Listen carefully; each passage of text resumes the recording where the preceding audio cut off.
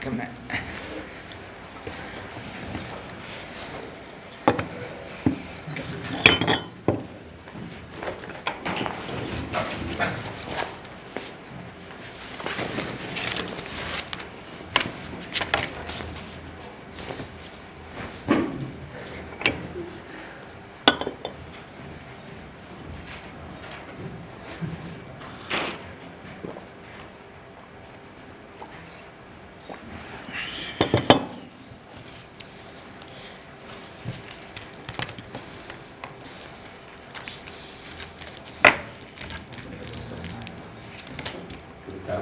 Good afternoon. My name is Padova.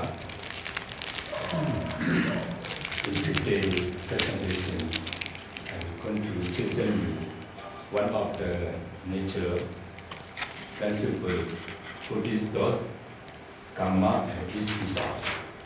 Whatever we do, we going to get results. My presentation will take probably about 8 minutes. After presentation, there will be a question and answer. If you have any question and answer, you can just ask time. You see what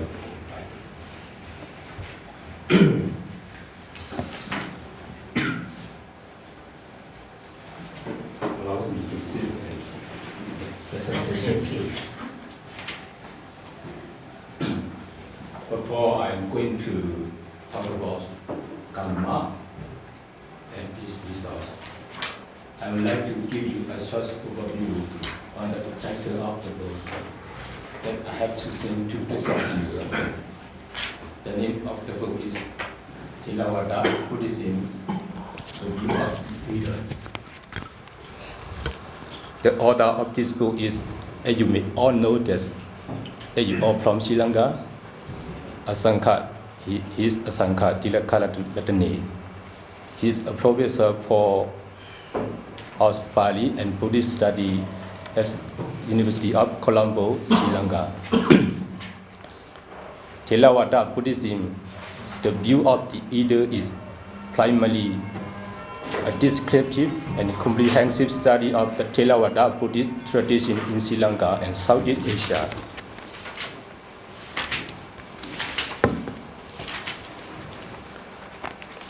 This book has been arranged into 8 chapters. The first chapter will begin with a brief general account of the life of the Buddha and the beginning of the tradition in India. The second chapter will discuss what it means to be a follower of the Buddha and the three beginnings. The next 3 chapters are on the basic teaching of Theravada, like the basic teaching of the Buddha, karma and its results, and the social teaching of the Buddha. Another 2 more chapters will be stayed on the traditional Theravada root and the traditional Theravada practice in Sri Lanka and Southeast Asia. And a concluding chapter, the author concludes with his discussion on what is happening to the Theravada today across the globe and covering issues such as women Buddhism, engaged Buddhism, and meditation.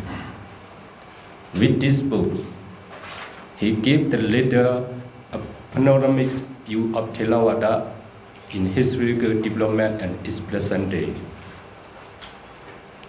Now, let's move on to the theme of my presentation on the chapter 4.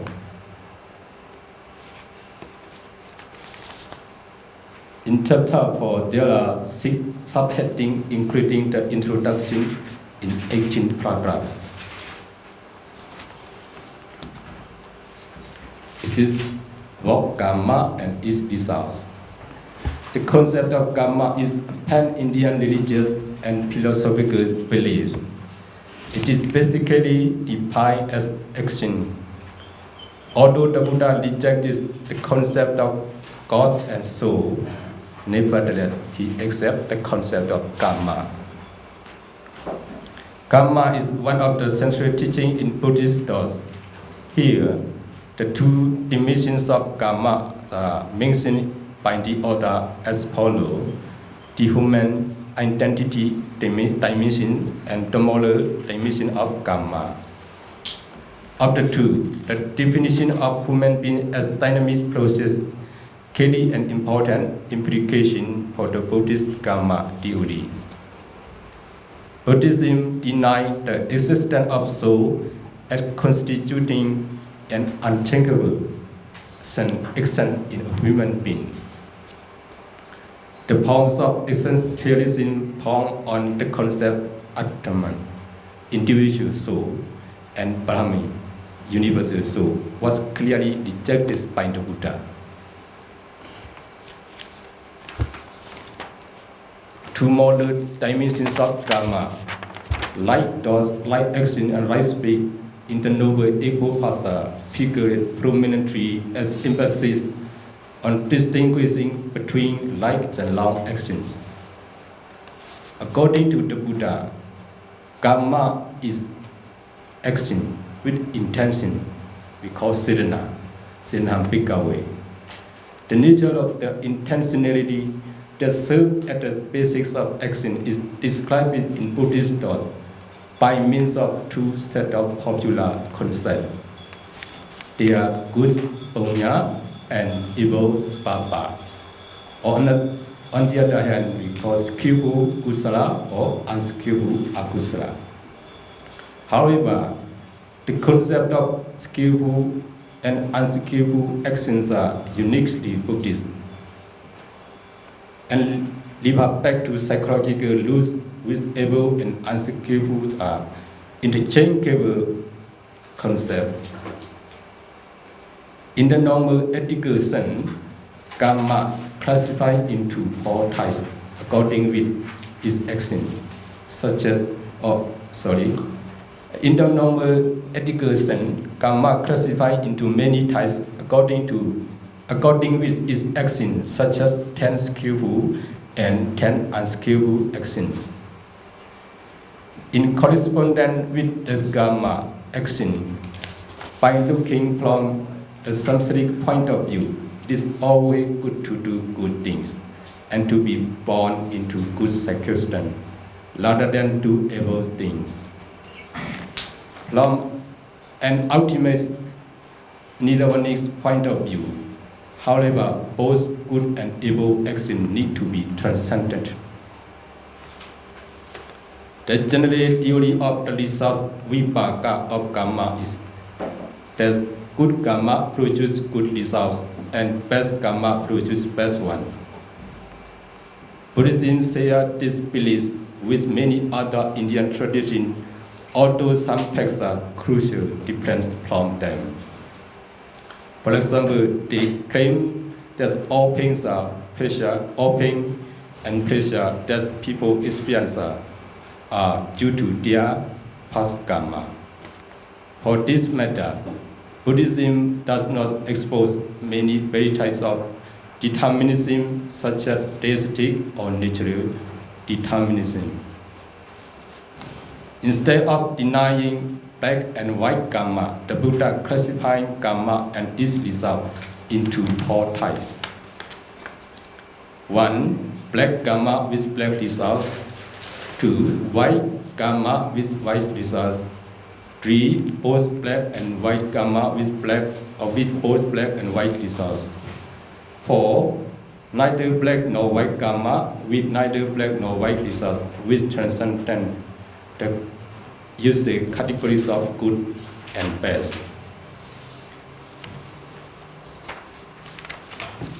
In short, Karma is a naturally principle Buddhist thought that it's become a central component in Theravada belief system. To understand the whole process of karma and its results, dependent co-origination is one of the goal teaching to study. This is all of my presentation for today. Thank you for your attention.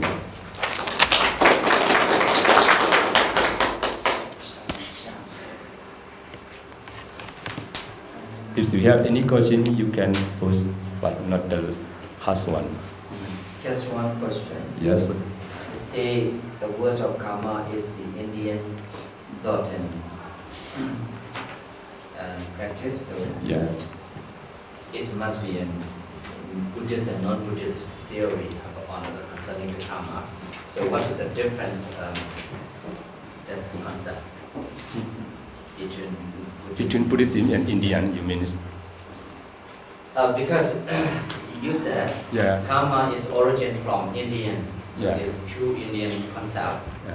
So this must be Buddhist and non-Buddhist. So But according to here, yeah, he said that concept of karma is a pan-Indian. Pan means all of Indians, which just includes all Buddhist or non-Buddhist. yeah. What is the difference between non-Buddhist and Buddhist and non-Buddhist according to the in the concept of karma? What is In the concept of karma, if you in Buddhist we have if we do good thing, there are two dimensions I said earlier, right? Like a human identity dimension and moral dimensions. In Buddhist thought, we believe that the one that human identity dimension like Sabesada Kamasaka. We believe our karma.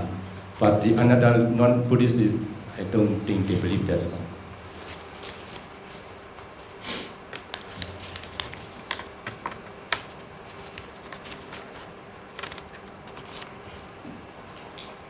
Any questions?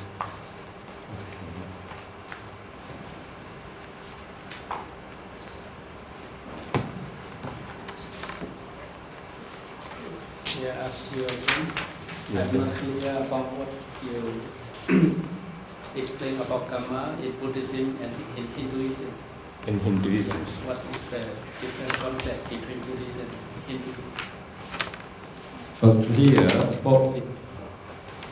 about Hindu, here, between the Buddhism and Hinduism, as I understand, Hinduism, they believe like even in normal pains, headaches, like they believe like a karma. But in our Buddhist tradition, we don't believe it's because of past karma.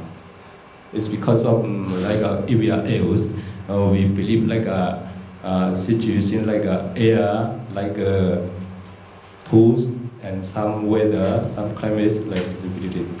It's between these ideas.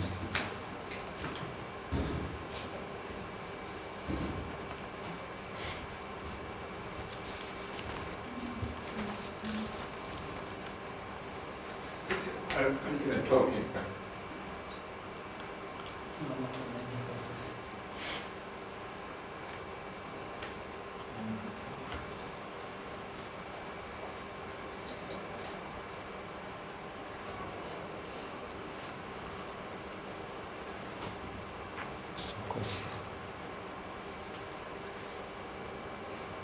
And I have another one that you mentioned, the white and black karma, and you Four times. yes, four types of Yeah. white and black karma. Yeah. So my question is it exactly the result come from if someone doing such a black karma and either he could get the white result or it's exactly gets the black one. It's actually, we could guess now, following Buddhism. If we doing black karma, we could get black results. This is? What about Ingulimala, for example? It mean you can Yeah. check the. We have four gamma, right? Yeah. Black gamma and black result, white gamma and black result, and the number 3 is whatever you do, even blacks or white.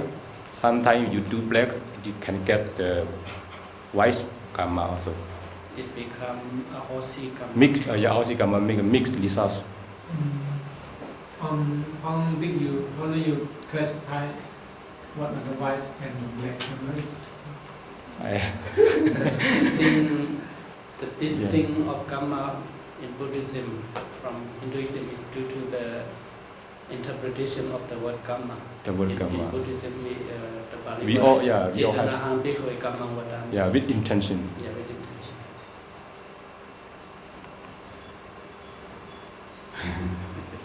Just for my personal curiosity, I just want to know if a person walking on the road Yes.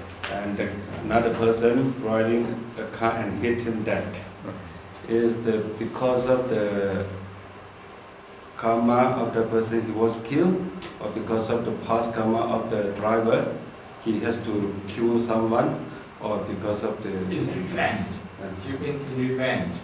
in revenge? I think in it revenge can- he had to kill someone, or because of the person who died because of his past karma. I think it can be both of them. Both of them. And I heard about someone said that the tsunami and the other disaster like Nagit cyclone Yeah. and it's occurred. There's many people, died there. So is it due to their past karma or not? Yeah, this is due to past karma according to Buddhism. I won't believe I won't be scared here. Yeah, from Buddhist point of view, right? I think just moments ago you mentioned that some it depends on elements of the environment. Yeah. So you say that it depends on past karma only. It's not correct to say this.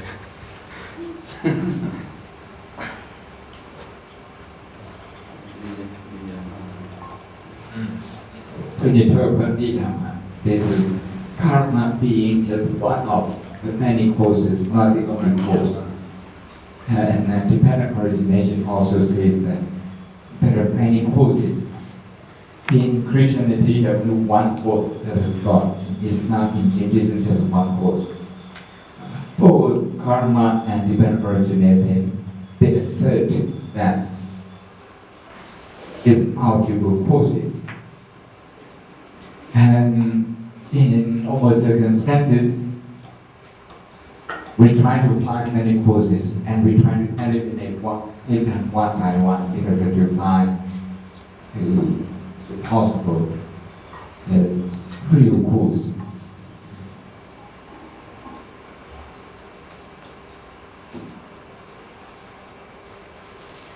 One very important point. You started with anatta before your paying disease on karma. What's the link between anatta and karma? Anatta.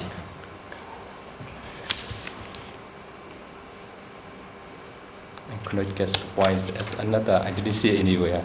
That's another topic. It is the book's content, not this chapter's content. It is It's just about content.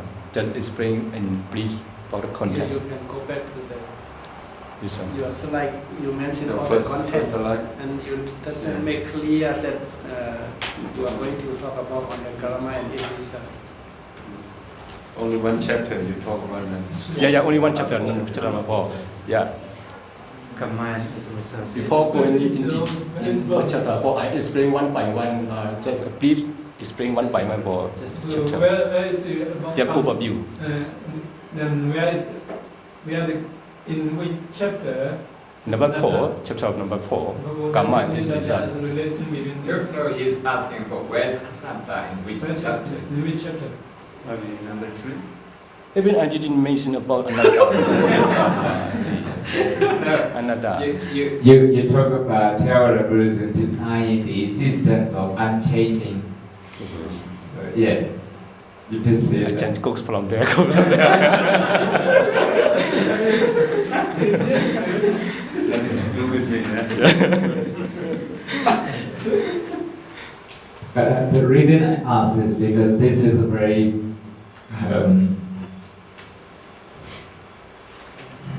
intriguing, I should say, intriguing point in Buddhist philosophy was karma and anatta. Karma means you have to be responsible for yourself.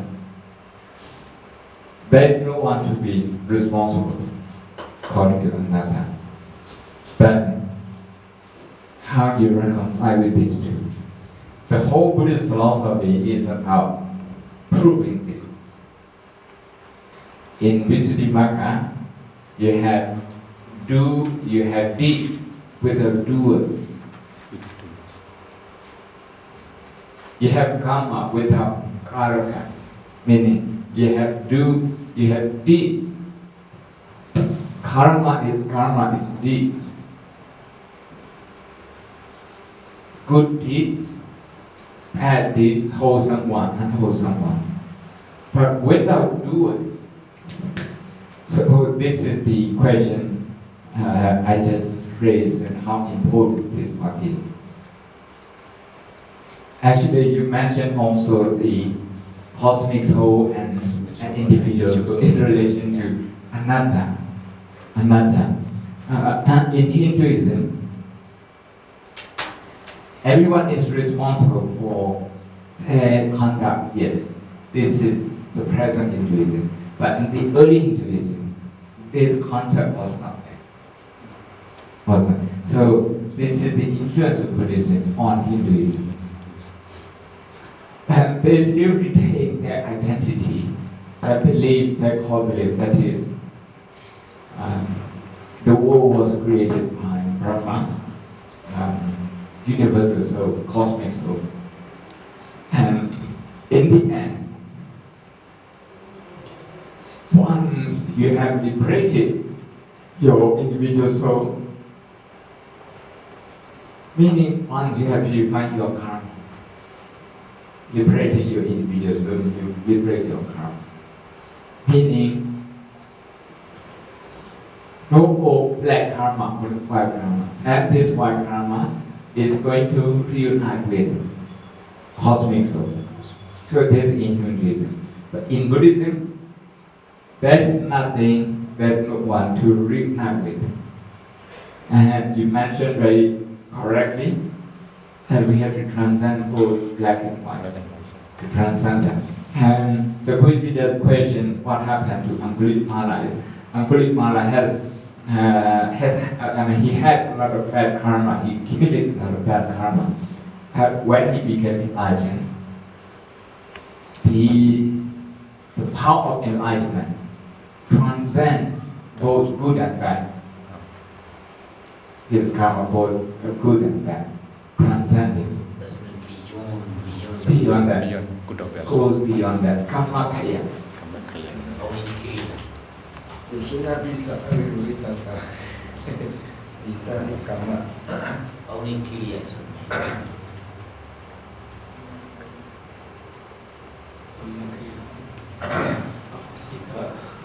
One question here. People, some have read that the Buddha was hurt by the accident in the Angulimala with the rolling stone. So something because of the bad karma from the previous life. So if you're beyond that, I don't know good or bad karma coming here. In terms of this and as we know. In terms of understanding, in terms of bringing rebirth, Angulimala's bad karma wouldn't bring another rebirth. But in that life, he would still suffer from some of the results. someone just come to beat him and he try to for unwrong something like that. Should be the present result. That's Yes, he was beating. That's what is in Wuma. but the Buddhists translate this one. They try to capture. Wuma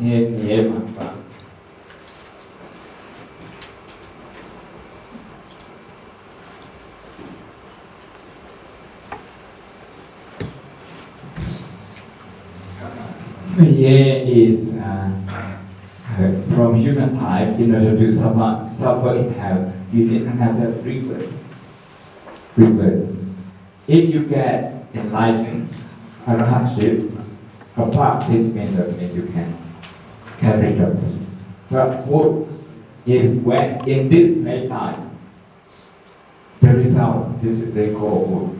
This one, appearing in nature, is still there. Any more question? Okay, more question. I want to know, Yeah. karma and karma is the same meaning or not?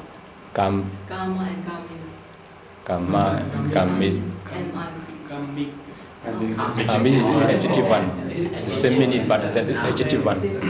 Yeah, Karma is noun. Kami is adjective. Rationalized. But in Pali actually doesn't have this word kamik. Kamik is the English English. English. transformation from karma to kamik. English word.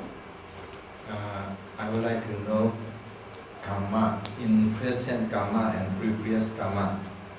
Some if we do karma in the present can change or like within the daily life, but a previous karma also come to support up or come to destroy up. You mean once again? Some karma. Yeah, some karma. Can give result within 7 days, like that. So in Buddhism, we very rely on previous karma, yeah. So we don't think if we do something good in This present life. we can achieve something good in the present life. I think some karma we can, by doing a good thing in this life, and we can change. It's more like a karma, past karma. I think we can change. But like a big one, like a pensionaria karma, we cannot change anymore.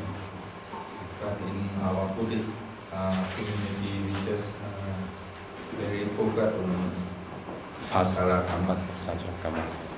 Previous karma.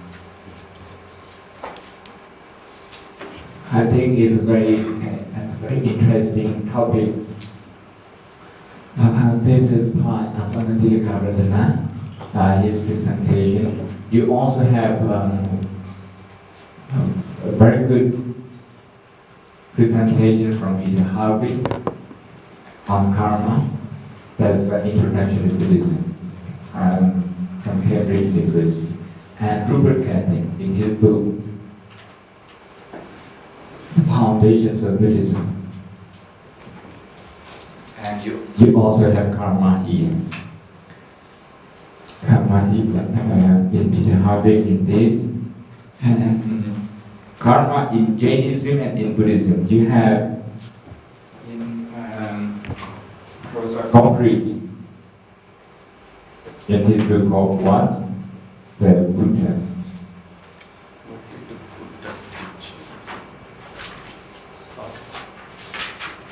What the Buddha thought.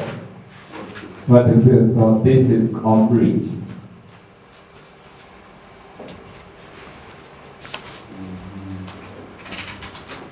This is my professor. So he compared karma between Jainism and Buddhism in this book. We have a copy here. What the Buddha thought. Yeah.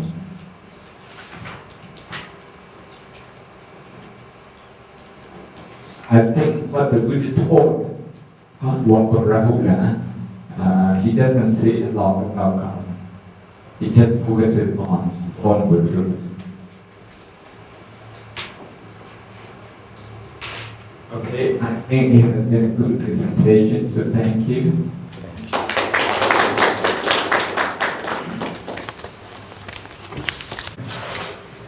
Leading the wood. I think that's the name given by give me that.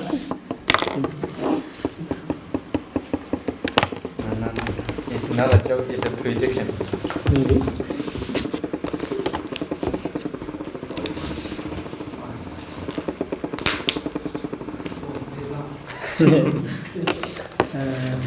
Good afternoon, most venerable professor and Dhamma brother and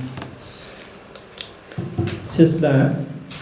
Before I start my presentation, I think I have to congratulate Venerable Dr. Bhagavat because he completed his presentation in writing, but I did not do that.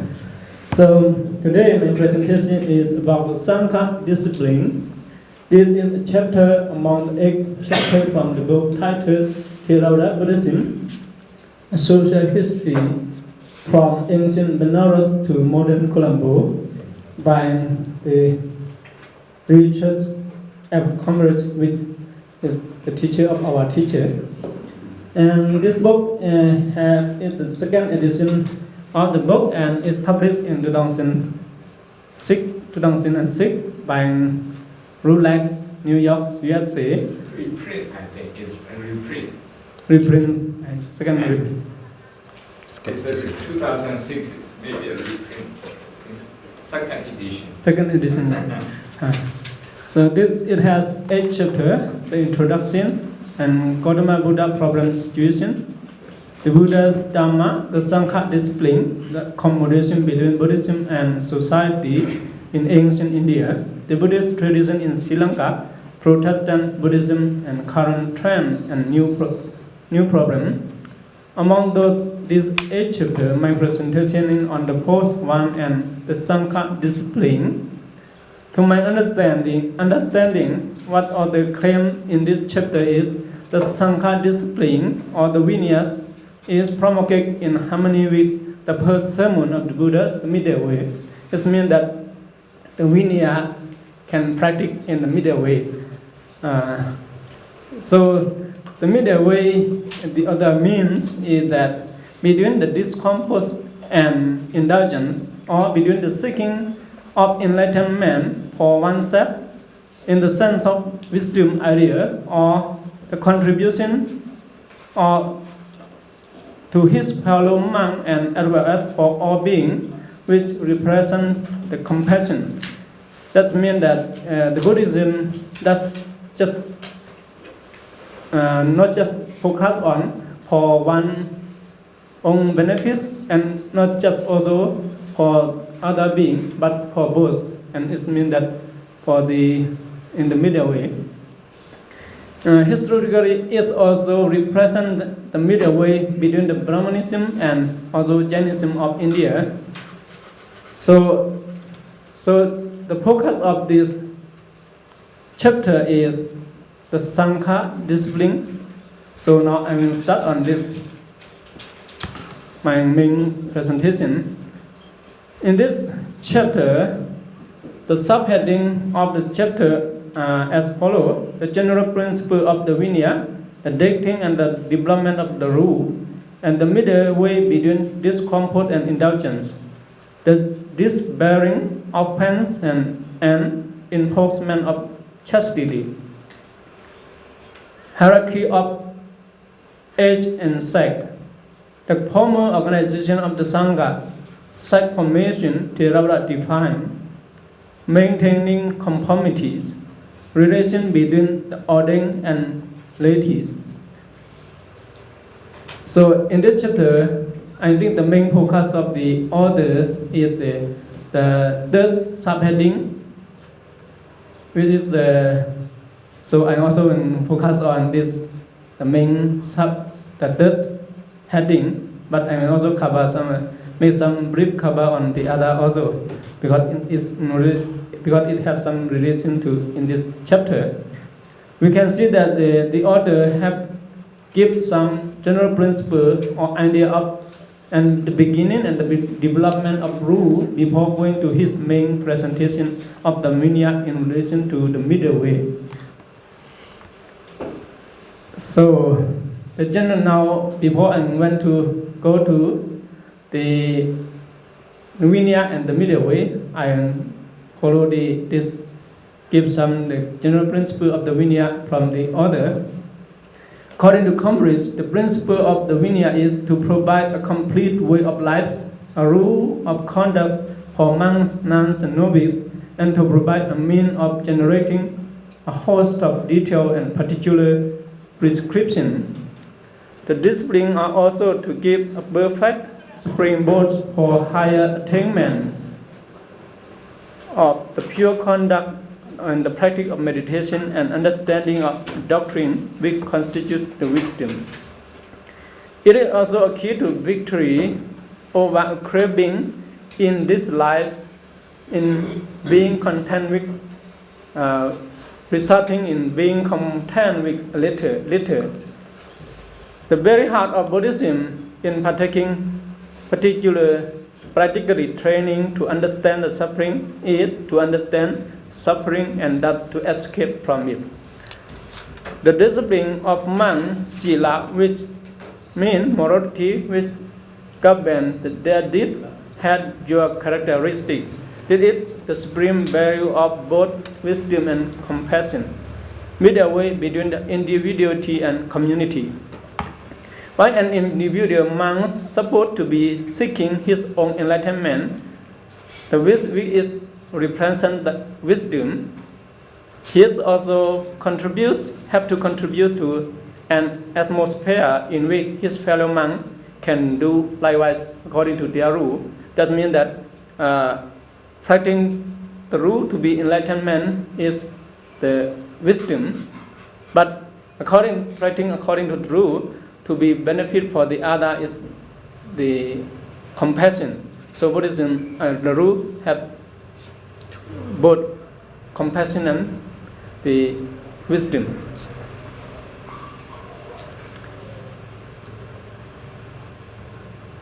For the rule of Vinaya have dual rationale. The Sangha institutionalized seeing the middle way between spirituality and profitable extremes of indulgence and neglect, discomfort. This is the same week before. These are some principles Vinaya interpreted by Professor Cambridge. In dating, before he go to the middle way, the professor also give the dating, which is also background of the rule, dating and development of rule. To give the date of the rule, and the author present some modern scholar arguments. Some say that Vinaya developed over 2 or 3 centuries, while the other eminent contemporary scholar assign that it is in 3rd century BC. Cambridge conclusively, it means that it cannot, without conclusion, found in the Mauryan Empire 224 BC, but take a century to develop. The author also mentions some modern skepticism related to the date and development of the rule, but I will leave it here and focus to the main presentation, the middle way between the discomfort and indulgence. To present that Vinaya is in accordance with the middle way, Cambridge gave his explanation regarding to attitude to comfort and discomfort, and the permission of possession, state of being property ownership, presidency, rule of decorum, attitude to washing or hygiene, clothing, food, silver, gold, and money, etc. He also made some comparison between the practice of Indian renouncer and that of the Buddha. To give some example, the middle way in relation to solitude,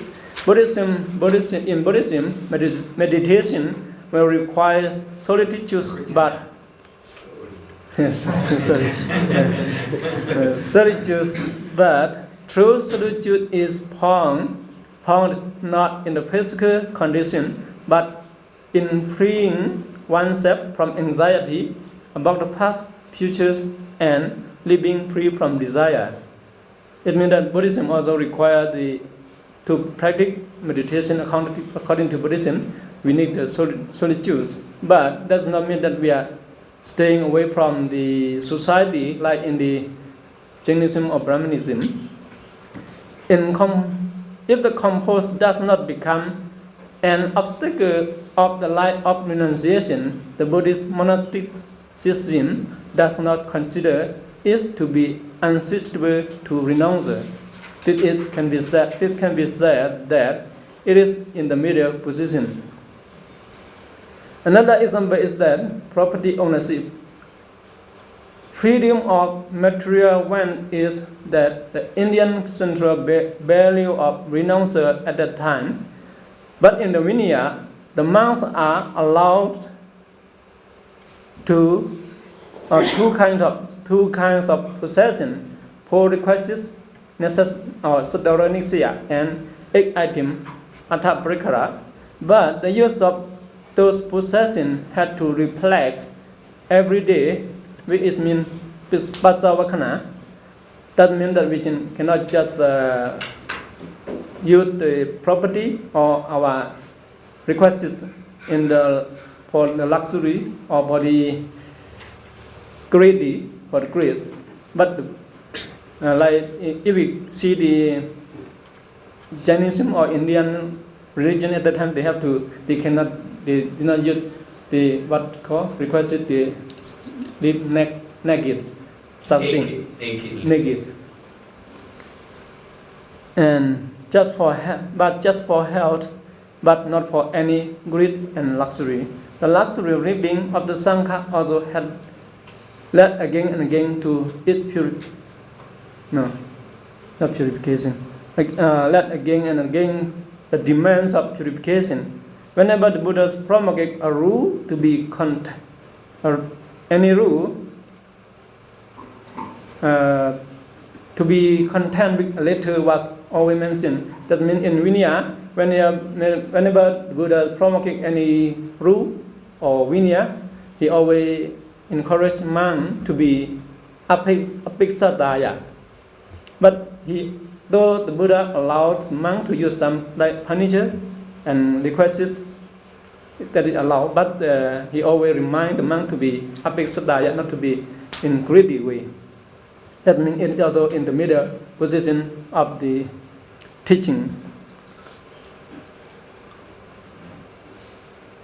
Then we can see in such example, the Vinaya is in the middle of comfort and discomfort.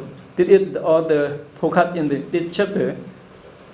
The other rule regarding decorum means the way how we eat, the way how we live, speak among each other, like Sikhiya, clothing, sandal, food, medicine, etc. can be understood in the same way. So if we see after the high ordination ceremony, the new monks is remind and is told about the poor Niksaya. He can have some like food, but to not to be burden to the devotee, he have to depend on his food and going back unpacking. But if there is some donor, he can also receive some donation of food and jivara, etc. So that means that that's also in the middle way of the thing. Now this is the middle way, the Vinaya and the middle way, which the author trying to present in this chapter. Present in this chapter. Now let me continue to the subheading of this bearing, offense and enforcement of chastity. Chastity means the Brahma Prajika.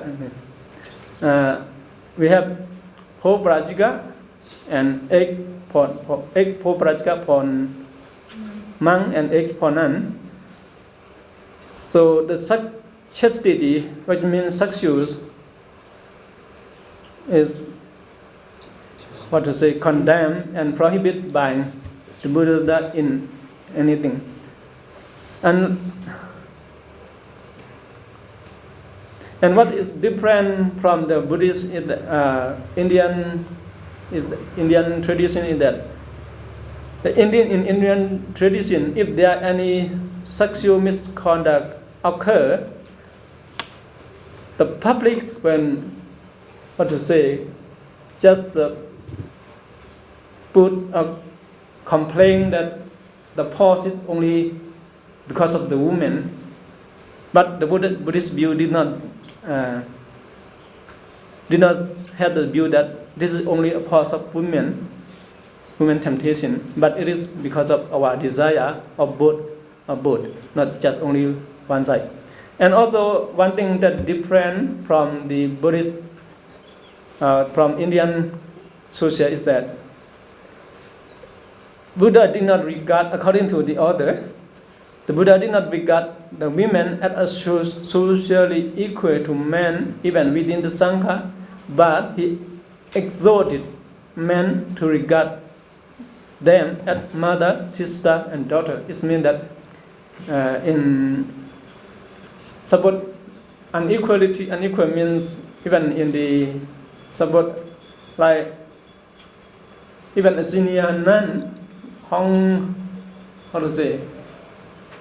have ordained just long time, but we have to pay respect to the today monk who just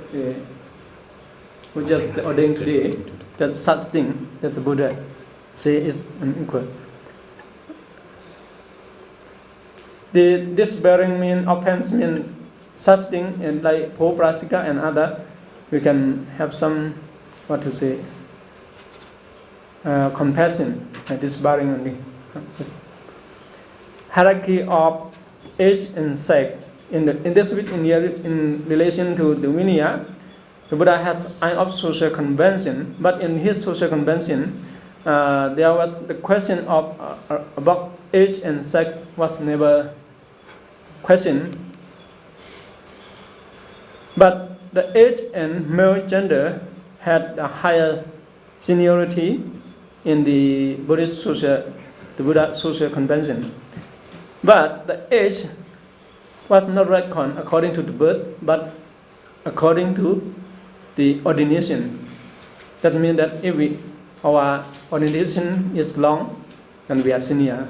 We are senior. And also the senior monk had precedence in the Patimokkha ceremony. None subject to their own hierarchy, which means they have to respect to their senior one, and also but to monk, any monk, though younger than them or older than them. So, and the hierarchy, the main hierarchy of the Vinaya, hierarchy of the Vinaya is that to impersonate. That means that according to our own property, like that, impersonate the principle. That means that we have to follow according to our act of ordination, our spiritual development, like that. Now, the formal organizing of the Sangha. Formal organizing of Sangha means like such as the Sangha communal ceremony, such as the high ordination or the Patimokkha ceremony. Such thing is called the formal organization according to the order. In this organization, they also have their activity like listening to Patimokkha, performing Upasada ceremony, and also the confession ceremony. But confession ceremony is not just they don't have separate ceremony. Sometimes they do in person, and also in the rehearsal of Patimokkha ceremony. And the other thing is sect formation. Sect formation is the Theravada defined. The sect or the group, according to Theravada, is the idea that carry out the act in harmony, or in unity, or holding Uposatha ceremony together, or cooperate in ordination ceremony. Such things are called the unity in the Theravada Buddhism. If we hold the Uposatha ceremony separate, then it means that we are split. The split of the Sangha depends on whether we hold Patimokkha together with the same idea, or whether we accept the same set of Patimokkha. So the Theravadin accept on this 227 rules of Patimokkha. So when any other person or group trying to add the rule to 227, then they are split of the Sangha. So the split of the Sangha in the early time from Mahasanghika is also we see that they trying to add 10 rules to the Vinaya, then the split of Sangha start there. Now let me proceed to the relationship. So if we have to maintain our conformity or rule, depend on if we act or perform the Patimokkha in harmonious or consistent resolution, or do we respect to our senior or experience for the welfare of the Sangha. Now, the relationship between the ordained Sangha and the ladies are, we can see when the Buddha sent out 60 monks to missionary, and he start organization of the Sangha at a missionary organization, and also depend on our reciprocal or mutual generosity. The Sangha give the Dhamma talk to the lay people, and the lay people give some material support to the Sangha, and that are the some relation between the Sangha and the lay people. We also have some state support to impose the decision such in during the Buddha time. We have some when we trying to the Buddha to decide that whether we commit the parajika in relation to Dudya parajika, we have to see how the rule of law in the state held. So such thing we depend on support to talk state, and the combination of the type of political power. And we also see that sometimes in the Vinaya we have also give some political power and give some their combination, and in the Vinaya we do not allow the Buddha said that we do not allow the soldier to ordain by the monk, and such thing we can see the relationship between the Sangha and the lay people, and the Sangha and the state or the government. Such thing that is mine. So the main presentation or the main focus of this chapter is, according to my understanding, is that Vinaya is promulgated according to the middle ways. That's my presentation. Thank you.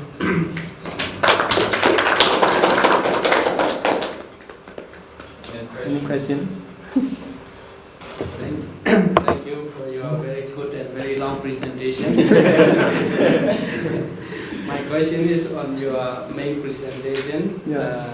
You said maybe according to the author, he tried to put forward the Vinaya as a middle way, and I want to know whether he used any reference or any quote from Pitaka that Vinaya can be a little bit, Uh, or just his idea.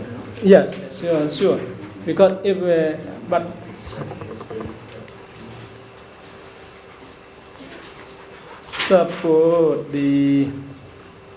support, for example, the pull requests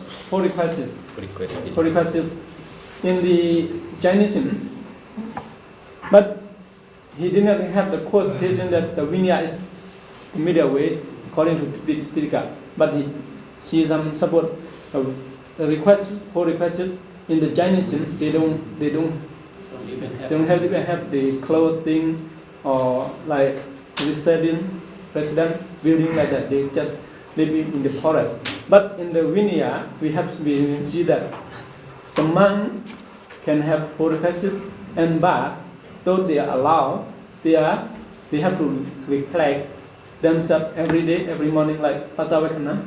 It's not just for comfort, but for the healthy, for the long life to practice the Brahmacharya. And another thing, when we say that for example, resident, the building, the monastery, the Jainism, they don't have that. And the other quote that the Buddhas allowed the monk to have resident monastery, a building, when they were donated by the Rajaghat city, the businessmen in Rajaghat. The Buddha allowed them to receive it and to reside in the monastery. That's the thing. They are not. But the resident or the monk also can stay in the forest and in the under tree like in the also. I understand the theory, but I just want to know whether This was- the idea of middle way is originated from the author or From the- interpretation? From Just the want order, to know from that. the order, because from the the middle along, the Mishnah Paribara only come in the Dhammasaka. It practice according to no Atakila Mata, no Kamasukandika, Yeah. no Kudu, too extreme. Yes, my question, thank you for your well-prepared presentation. My question about your title, the middle way between discomfort and indulgence. Yeah. In Buddhism, you talk about a middle way, Majjhima Patipada, you talk a lot about. But I wonder where exactly the middle way. I will give you an example. Our life here at this university is very comfortable if we compare with our life in Satintan. Yeah. But for example, let's say David, he has spent with us about 2 weeks, I think. But it may not be comfortable if we compare with his life back in England. Yeah. So where can we find the exact middle way? That I think that we have to, if we talk about the middle way, we have to go back and make some comparison with Indian context, because the Buddhas just take the middle way from his own experience, from sub-indulgence, sub-modification, adagila yoga, by not eating anything. So I think the middle way does not mean that the situation we are living here and there, from the other place to here, but depend on the practice and the way we live, the way we practice.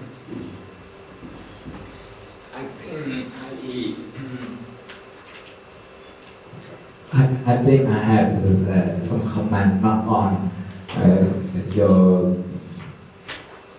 your response, but on the two questions.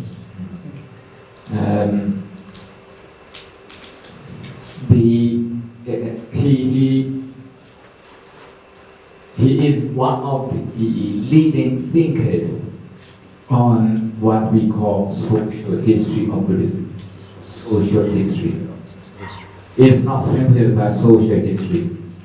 Social history, that means we have to read contemporary history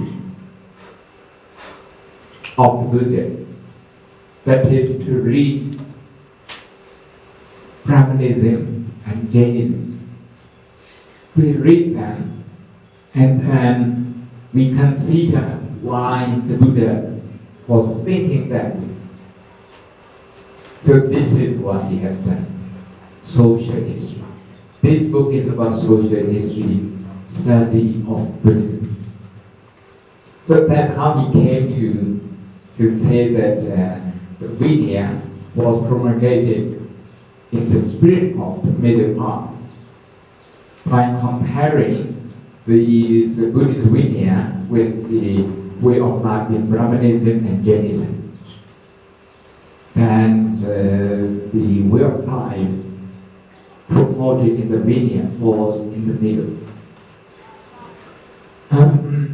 In terms of the Workasina's question, where do we find exactly the middle? I think if we just consider the word indulgence and discomfort, it's not clear. But as far as the definition of middle path is concerned in Buddhism, it's rooted in wrong view. Wrong view. Wrong view is indulgence is the aim of life for them. You go for whatever you can have as much as possible. That's the aim of life. And for them, discomfort is a way of life. It's a way of life.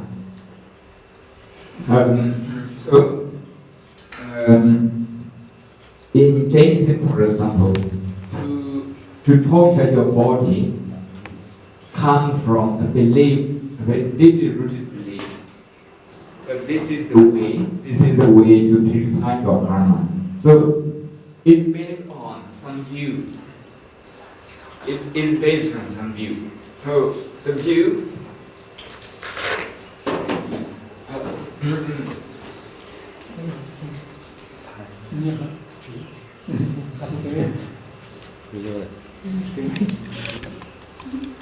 xài xong con là xài mà Tôi mặc Mà không được. mặc xiên cái chuyến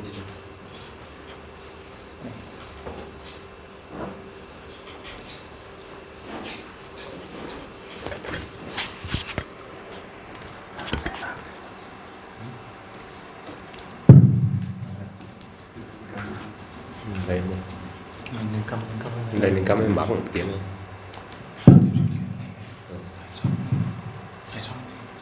xong bám á Today Pride Sun Today Pride Sun I think those people, they pursue indulgence, following a certain philosophy. And discomfort, they also believe in that. And they have a philosophy related to it, so pursue not just a way of life, but philosophy. That is view. And in terms of what you compare, that one,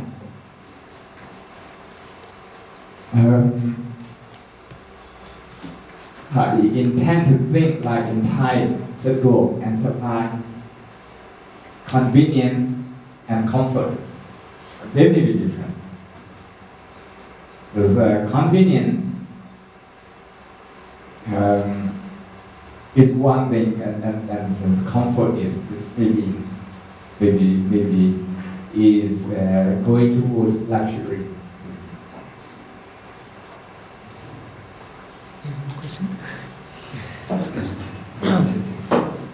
I think you said that none have to pay respect to monks. Yeah.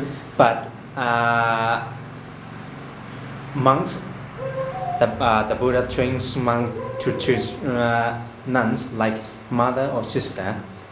So to me, I think if a nun is my mother, if she comes and pay respect to me, then I cannot accept it because she's my mother. I consider she's superior to me. So in which way the Buddha trained monks to treat nun as a mother? Doesn't mean that not the action like worshipping them. the idea is that to regard them in your mind As a and mother. respect as a mother. If you see they're older than you have to think them as like mother. And if you like sister, For those you who think are them not- as a sister. So if like that, so that means that have their respect and what to say mutual respect. Mhm. And if we see the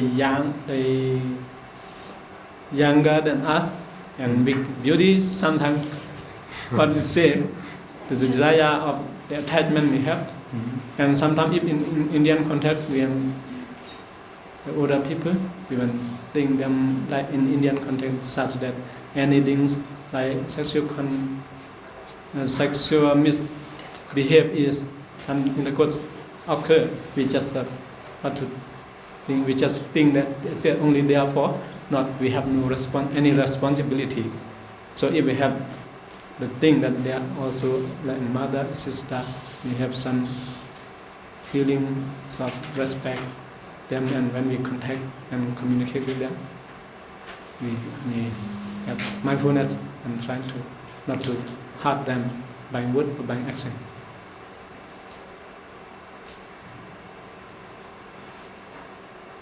On my opinions, Yeah. according to my reading, that is another Buddha did not give equal right man and man. On my feelings, that is not right. Because another Buddha did not say that is special Dhamma teaching for the monk and for the nun. That is no separate.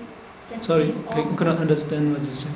When you say that is the monk did not give equal right to the monk and nun, Yeah.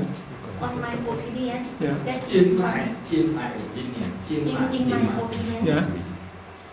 that is not right. Not right. Not true. Right. Yeah. Because the Buddha teach Dhamma to all for the monk and nun. Yeah.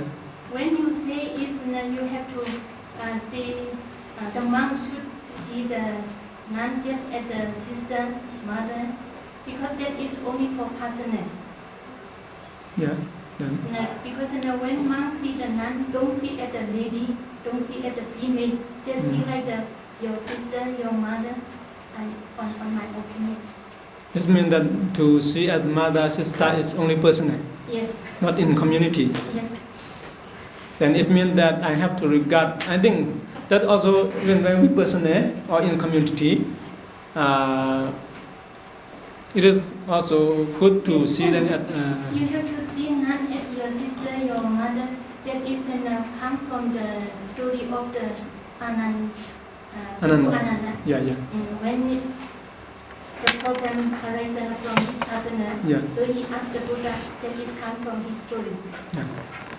Then from that story and also what I mean there, whether and also what I mean that socially unequal is also from the Guru Dhamma and also from this author. At the moment I have to say that. Okay, any question? Thank you. If there's no more question, so I would like to say thank you. I would like to say thank you for your attention and also for your question. Thank you.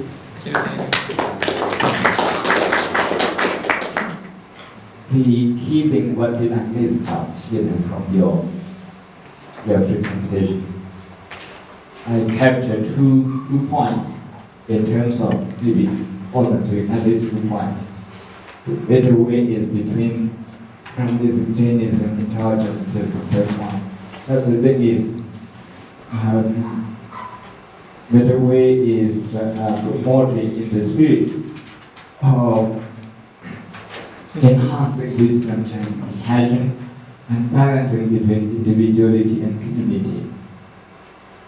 Of course, the other are to testify those things. Yes.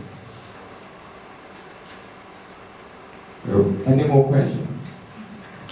I think If you have any more question, ask personally.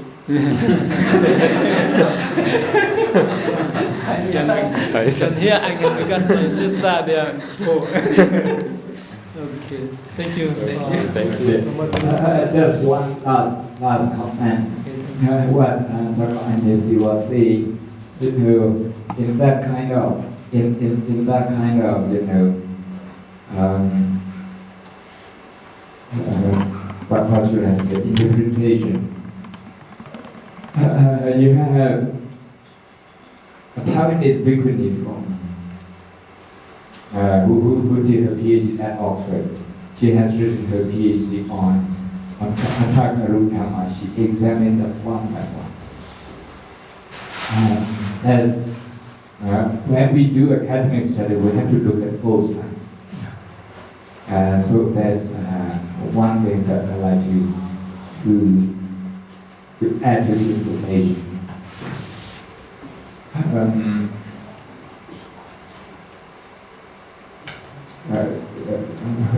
This is was published by the Biotech Society. I cannot remember exactly her name is in Chinese, but she talks about the 8 Karudama, and she examined that and gave the interpretation.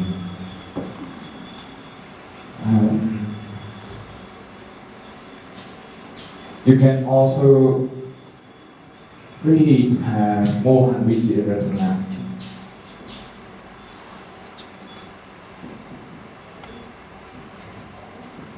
From Sorbonne University, from University of Sorbonne. He has written on the Vinaya, on the Bhikkhuni issue. He is an expert on Vinaya, but his main teaching is in French, and I think he has translated maybe a couple of them into English as well. So Mohan Vijayaratana, expert on the Vinaya from the West. Another one is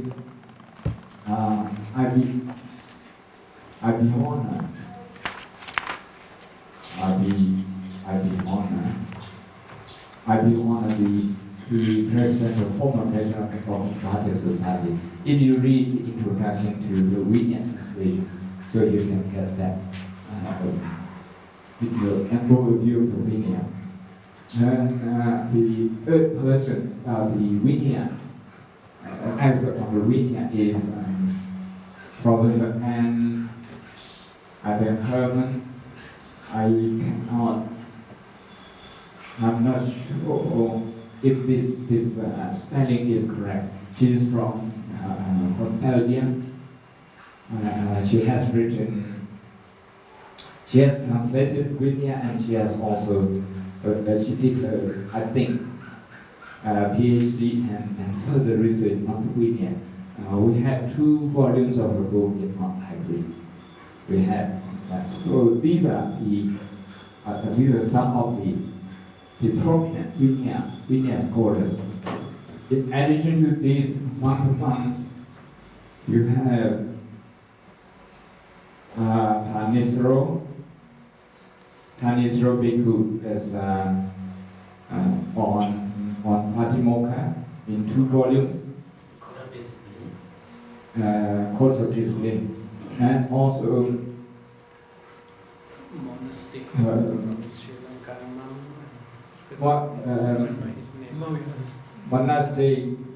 monastic discipline. That's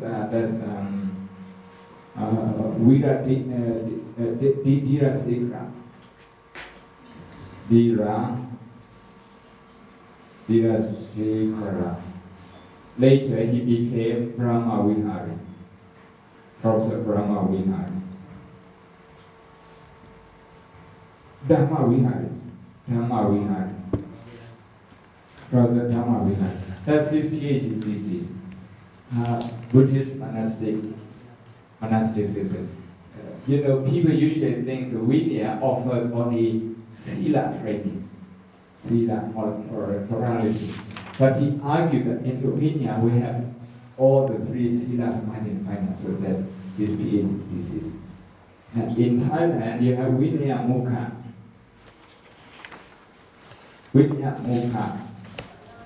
One of the forms of karate is available in English, in Thai, now also in Thai, translated by a group of I brought from Bangkok that time, the cookie thing. And of course, we have Asian Sanakabiota, Adimopananika, and Hayabu Brigoji, Asian Surgeon Kumara. So these are some of the Vinaya. Some of the Vinaya literature that you can use. There is translation of comparative Patimokkha, Theravada, Sravastivada, and Brahmagupta. In Taiwan, they use Brahmagupta Vinaya. In Tibet, they use Mula Sravastivada Patimokkha, and we use Pali. So there are three main traditions of Patimokkha. The Theravada Patimokkha, 227, is the least number. They have more. So that's for your information. So thank you once again. I'd like to introduce some information about this book.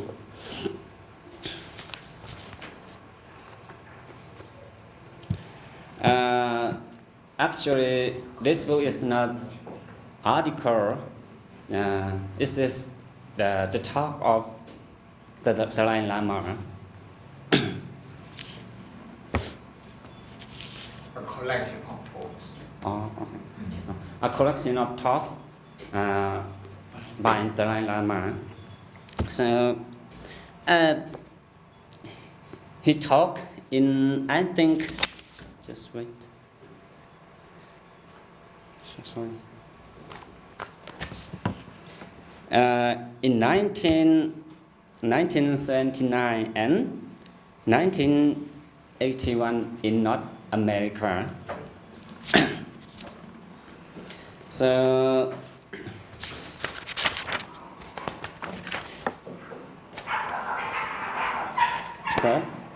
at the back of the book, I think I have one.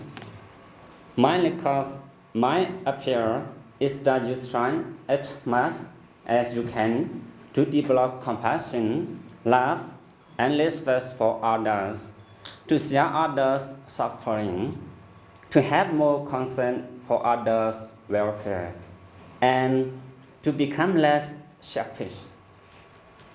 Whether you believe in God or not, in Buddha or not, does not matter. The important thing is to have a good heart, a warm heart in daily life. This is the principle of life. Some very important words from this book, from inside this book. So this book has many contents, about 21 topics. So I'm going to choose one. Number 11, compassion in global policy. So this is my topic. And also, this book brings together in one volume all the major themes of the Dalai Lama's teachings. The chapters are arranged diplomatically from simple to complex topics, which includes the nature of the mind, the Four Noble Truths, Karma, the common goals of the world's religions, meditation, justice, and selflessness. Central to all these teachings is the necessity of compassion. So, this book will focus on, according to my topics, so it will be about compassion and global politics. Politics.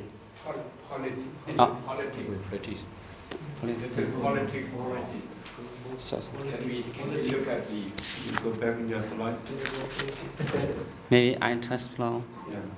Politics. 11. Politics. Next. Yes. Politics. Oh yes, politics. So I think all of us should learn about this book. Once, when he was invited to give a talk in the United States, as soon as the Chinese government heard that news, they tried to ban, trying to stop him not to go there. So stop him from going there. Yeah, stop him from going there. So I will say that this one is very, very, very interested. Already, so some notes from inside this chapter. This entry is very sophisticated. Through various factors, mainly material, the world is becoming smaller and smaller, providing the peoples, or not as people of the world, with good opportunities to meet and talk with each other. He's talking about the global politics of the world, because I would say that it is because of nowadays the technology is developing. That's why he's trying to say this one, I think. Subcontext provides a valuable chance to increase our understanding of each other's way of living, philosophy, and beliefs, and increase understanding will lead naturally to mutual respect. According to such genuine human relations, they are caring for each other, understanding each other, we can develop mutual trust and respect. From that, we can share other people's suffering and build harmony in human society. We can create a friendly human family. This attitude is most useful. If we put too much emphasis on the superficial differences like culture, ideology, faith, race, color, wealth, and education, if we make small discriminations, we cannot avoid making additional suffering for human society. In workplaces, some small discriminations created uncontrollable problems. Now, this is talking about the problems between society. For instance, in Asia, the Middle East, Africa, or Latin America, strife comes sometimes from religious feelings, sometimes from race, sometimes from ideology. In this matter, humans' ways of thinking create problems in addition to the basic ones that we must face. For another instance, thousands of refugees from Cambodia and Vietnam were dying. Some people were talking about the politics rather than handling the immediate problem properly. So first, the Dalai Lama says we must help. Later, we can talk about the causes. There is an Indian saying, if you are struck by a poisonous arrow, it is important first to pull it out. There is no time to ask who shot it. Similarly, when we encounter human suffering, it is important to respond with compassion rather than to question the politics of those we help. And he said, instead of asking whether their country is enemy or friend, we must think They are human beings. They are suffering and they have a right to happiness equal to our own. Yeah, he compared to himself. We are not lacking in terms of development of science and technology. Still, we have something here in the heart. See, there in a warm sharing, a good heart is needed. This is he's trying to say. Okay, be patient about 2 more slides. It's going to be finished. We must openly accept all ideologies and systems as means of solving humanity's problems. One country, one nation, one ideology, one system is not sufficient. It is helpful to have a variety of different approaches on the basis of active hearing of the basis sameness of humanity. Then we can make joint effort to solve problems.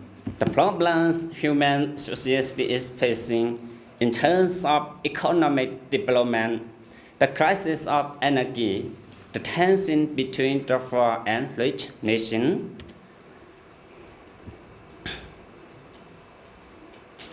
Many geopolitical problems can be solved if we understand each other's fundamental humanity, respect each other's rights, share each other's problems and suffering, and then make joint effort. This is a question. Everybody loves to talk about the calm and peace, whether it's a family, national or international context.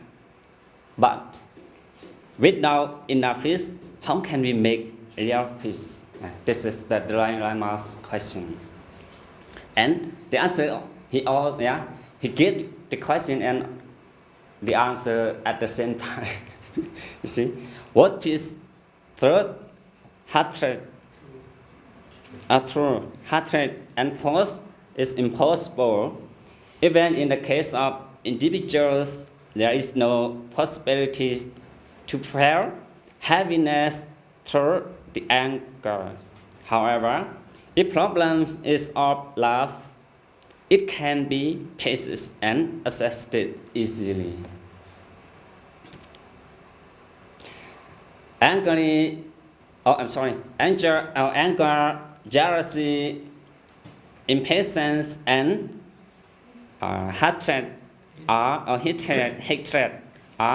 the real troublemakers.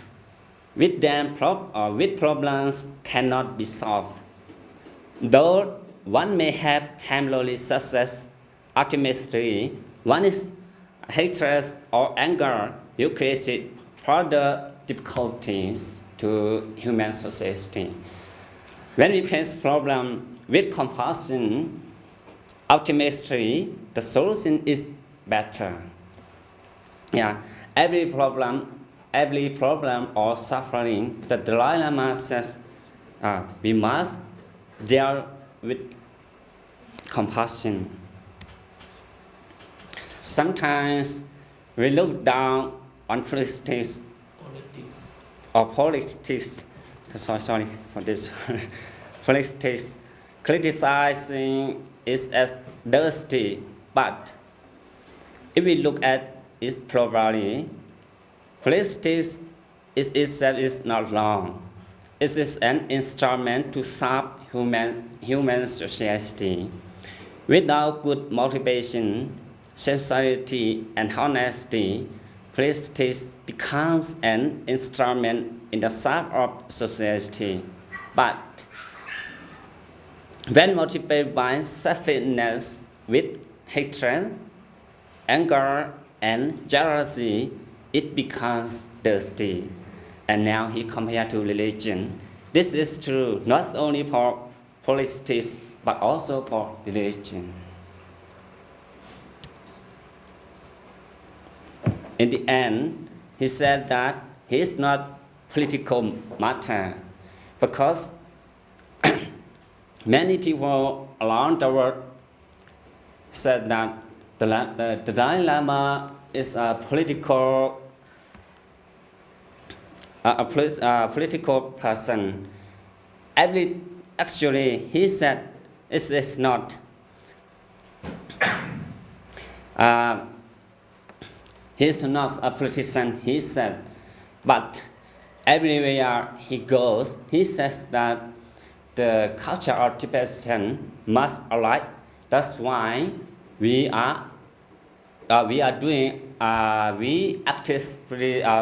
strong active for our own people with 6,000 millions. I don't know. 6 million. 6 million people. He said. Okay, now going to my conclusion. Human beings have a developed brains and limitless potential. While animals can be trained, human minds also can train step by step. If you test this practice with patience, you can come to know this through your own experience. Such practice can be effective. Okay, thank you very much for your attention. And now,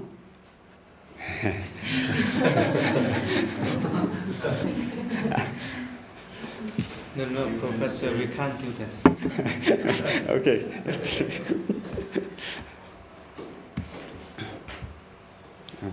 there any question? Before your question, may I say one more thing?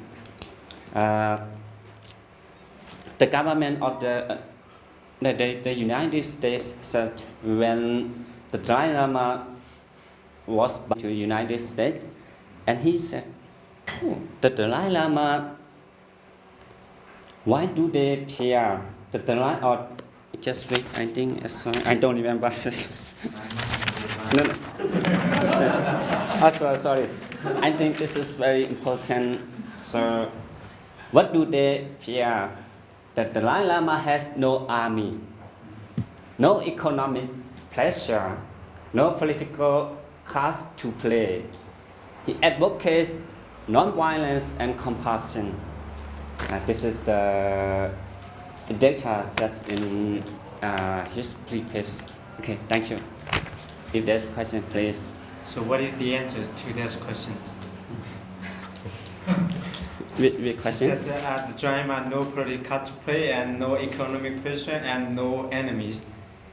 So someone like China afraid of him. Mm-hmm. So what is the answers that they fear Dalai Lama? That they are afraid of Dalai Lama? I don't know exactly, but I was trying to answer you. You see, because he himself,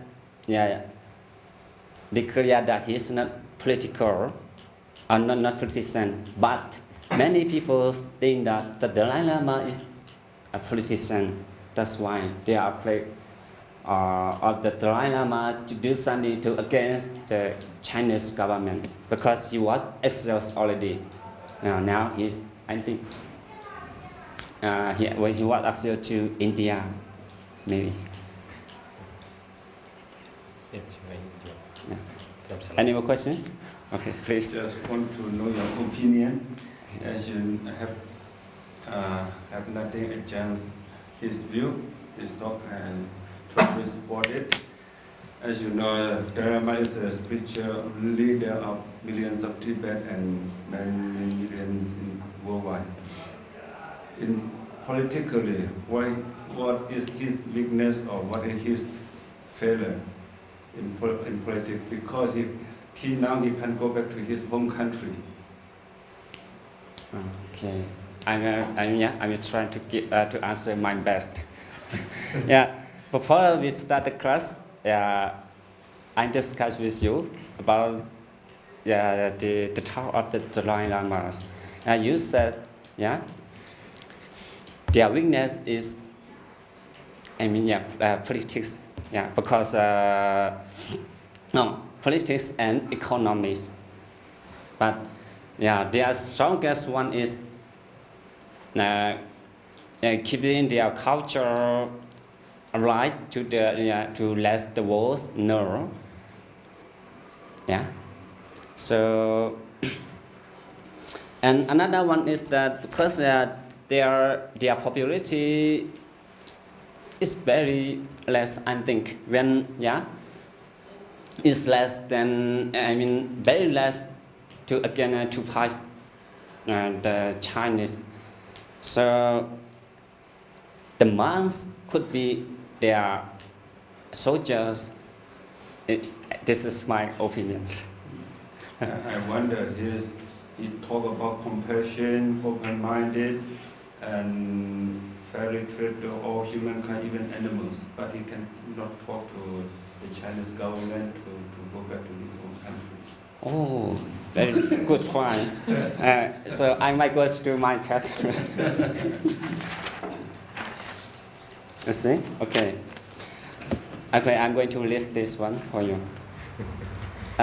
In 1978, the Chinese Communist government in Beijing offered to negotiate anywhere at any time if the Dalai Lama would not bring up the topics of independence. He agreed to this condition. But the response for now, more than 3 decades, has been to refuse to engage in to engage in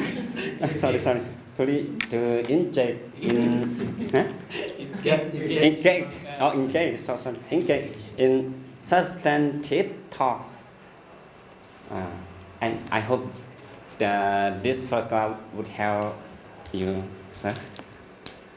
Actually, it was like 4 or 5 years ago. I heard that Dalai Lama doesn't ask for independence, just ask for autonomy.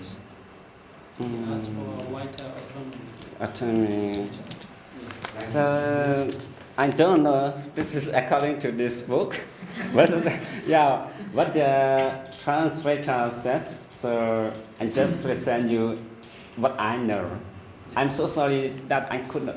I could not answer you in a very well answer. Okay, thank you. Listen to your talk very interestingly and motivatedly. But in the final conclusion, I couldn't get the point of your conclusion. What is your conclusion for your talk? This one? Yeah. What is the What point is of your talk? your conclusion and your statement? I'm not clear about your statement and your conclusion. Your comment.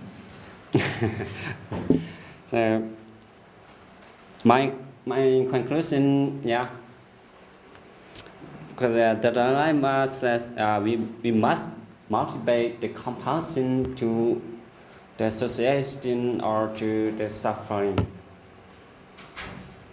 In non-territorial way. Yeah.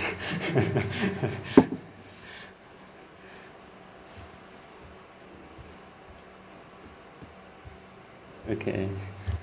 Any comments now? Yes. Okay. In my opinion, but not question, just a comment. Comment. Yes. In the world, is two kinds of powerful, and I mean, one is like the Buddha. He know have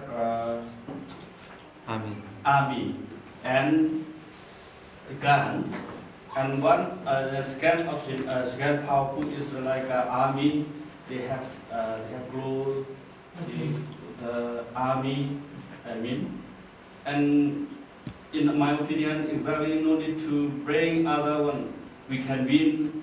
We have to try like like Dalai Lama, he trying to win everybody's mind. Yeah, like a Buddha. And some of our with the lecturer general, they try to win with the gun. That is, in my opinion. Question or comments? Comment. Okay, thank you. Yeah.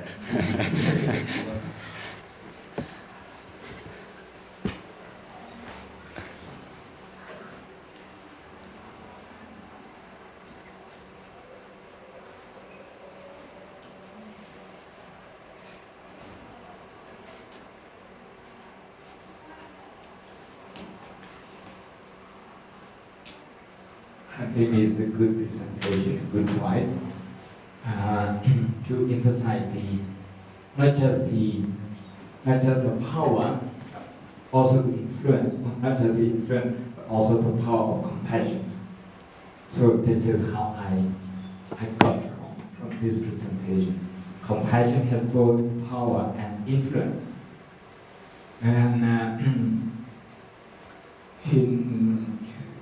in the interesting question by the Gokasena, to look at the fear and weakness. Dalai Lama is a very strong and influential personality, but he inherited a problematic system, social structure, administrative structures, that has existed over many centuries, about maybe 6th century or so, something like that. Then, one thing is that at that time they didn't have the army. If they had maybe 20,000 of the army who were armed, that would make a difference. Because the Chinese, the communist Chinese, they just walk over freely, they almost no resistance. มันเคยเหมือนเส้นเสาขาดเลยจะยิงสีถาดตัดในห้างมันรัดที่เลยอันอย่างเป็นเช่นกันได้เพราะว่าสังเกตคือจะพักมันหลังอย่างนี้นะ